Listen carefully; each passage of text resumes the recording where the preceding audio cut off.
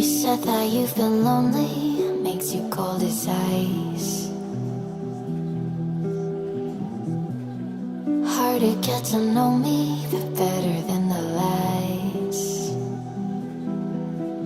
No way I'd let you slip by. No way I'd let you say bye. You said there ain't no reason, but I'll sit here every day, waiting for the moment I won't feel like I should stay. No way I'd let you slip by. No way.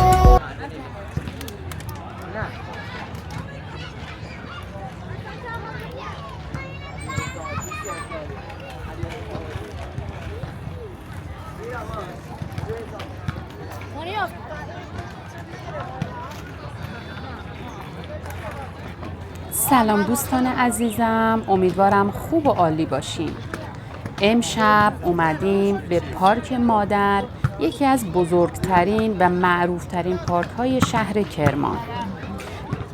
شهر کرمان در جنوب کشور ایران واقع شده و آب و هوای بسیار گرمی داره. از اونجایی که مردم روزها نمیتونن زیر آفتاب و گرما بیرون بیان، سعی میکنن شبها از فضای پارک ها استفاده کنن و در کنار فرزندان و خانوادهشون تفریحات سالمی رو داشته باشن. مردم کرمان بسیار مهمان دوست و مهربان هستند که این صفت خوب اونها جهانی شده. پیشنهاد میکنم مثل همیشه تا انتهای ویدیو با ما همراه باشید و خودتون این صمیمیت و شور و حال زندگی رو تماشا کنید. دوستان عزیزم، ممنون میشم حتما برای حمایت از ما همین حالا ویدیو رو لایک و کانال ما رو سابسکرایب کنید. دوستتون دارم، با ما همراه باشید.